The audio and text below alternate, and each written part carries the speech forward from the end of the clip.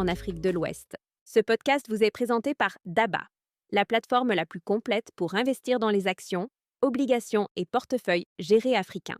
Vous pouvez télécharger l'application Daba sur vos stores Google et Apple préférés. Aujourd'hui, on revient ensemble sur une semaine marquée par une actualité dense, des performances solides et quelques signaux importants pour les investisseurs. Et on commence, comme toujours, par les bonnes nouvelles. La BRVM a terminé la semaine dans le vert. L'indice BRVM Composite a progressé de 0,14% pour clôturer à 336,98 points.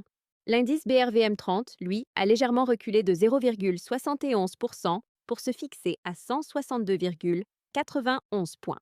Ce contraste entre un composite haussier et un BRVM 30 en recul montre un marché qui progresse, mais où la performance est tirée par un groupe réduit de leaders très dynamiques. Pour les investisseurs, c'est un signal classique de rotation sectorielle.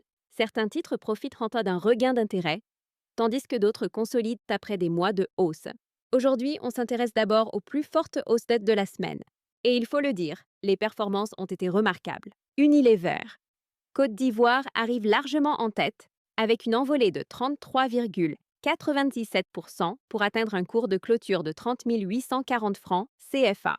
C'est une progression très inhabituelle sur une seule semaine pour un titre de consommation. Ce type de bond montre souvent une combinaison de facteurs: perspective de revenus stables, confiance dans la marque et parfois repositionnement d'investisseurs institutionnels. Pour un investisseur individuel, ce type de mouvement rappelle l'importance de surveiller les valeurs défensives qui, même dans un contexte volatile, continuent de délivrer. Juste derrière, Sicable progresse de 33,51% et clôture à 2 550 francs CFA. Safka enregistre une hausse de 27,75% pour atteindre 2 900 francs CFA. Cetao affiche 23,08% à un cours de 1 200 francs CFA. Et Nestlé Côte d'Ivoire marque une hausse de 17,07% à 12 000 francs CFA. Ce groupe de gagnants est intéressant pour deux raisons.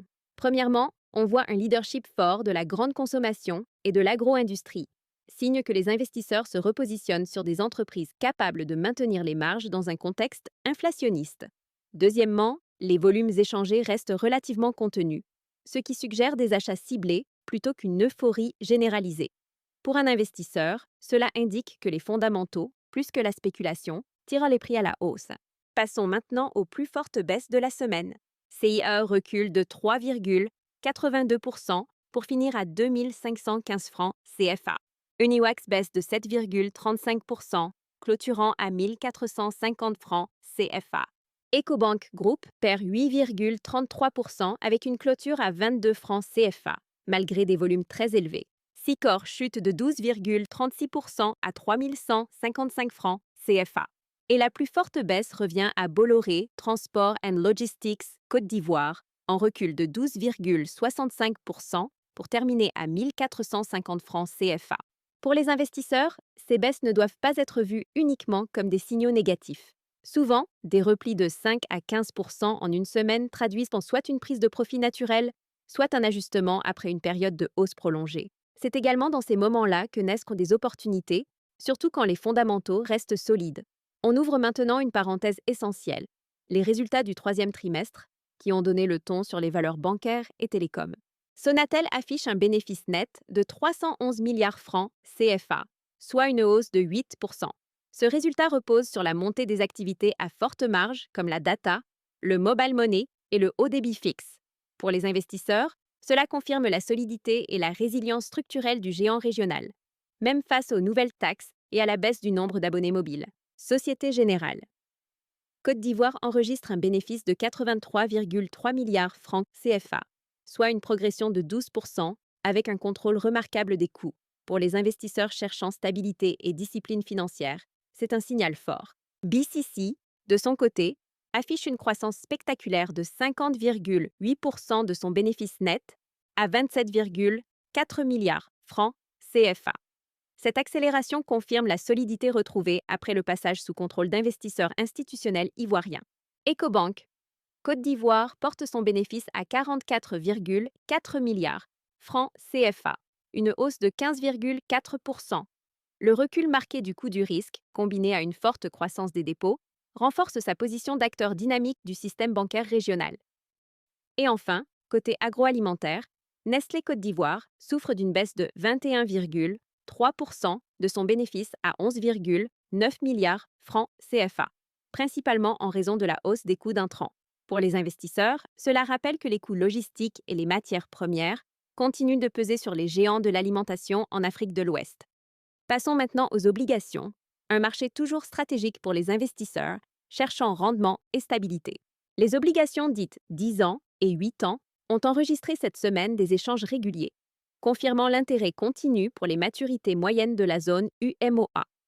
Les investisseurs continuent de rechercher des rendements sécurisés dans un environnement monétaire marqué par des tensions inflationnistes, mais une politique globalement prudente de la BCEAO. SOL. Les niveaux actuels montrent un marché obligataire équilibré, où les investisseurs institutionnels restent présents tandis que les particuliers gagnent progressivement en participation grâce aux plateformes comme DABA. Avant de conclure, parlons maintenant des opportunités pour la semaine à venir. Selon les tendances que nous observons et confirmées par le rapport des opportunités clients de la semaine du 10 au 14 novembre 2025, opportunités clients de la semaine au CISO, plusieurs secteurs montrent un regain d'intérêt, notamment les valeurs de croissance régulière et les entreprises exposées à l'économie domestique ivoirienne et sénégalaise. La demande reste soutenue pour les sociétés affichant une forte génération de liquidités, une maîtrise des coûts ou des perspectives de dividendes attractifs. Pour autant, comme toujours, les meilleures opportunités seront réservées aux abonnés d'ABA Pro, où nos analystes dévoilent leurs cibles de cours, leurs stratégies d'entrée et de renforcement, ainsi que les signaux techniques à surveiller. Pour ceux qui nous écoutent, retenez ceci. Cette semaine offre des occasions intéressantes dans un marché qui reste solide, diversifié et porté par de bons résultats trimestriels dans le secteur bancaire et télécom. Si vous souhaitez aller plus loin, accéder aux recommandations détaillées, suivre les signaux du marché et réduire vos frais d'investissement, abonnez-vous à DABA Pro. Avec DABA Pro, vous ne suivez pas simplement les marchés, vous les devancez. C'est tout pour cet épisode. Merci d'avoir écouté le podcast Parlons Marché. On se retrouve demain pour un nouveau résumé. Si cet épisode vous a plu, laissez-nous une note, abonnez-vous et partagez autour de vous. Petit rappel, ces informations sont à but éducatif uniquement. Faites toujours vos propres recherches ou consultez un conseiller financier avant toute décision d'investissement. Et téléchargez l'application DABA pour commencer à investir dans les actions, obligations et portefeuilles gérés africains et accéder à d'autres contenus utiles. D'ici là, continuez d'apprendre et de faire croître votre intelligence financière.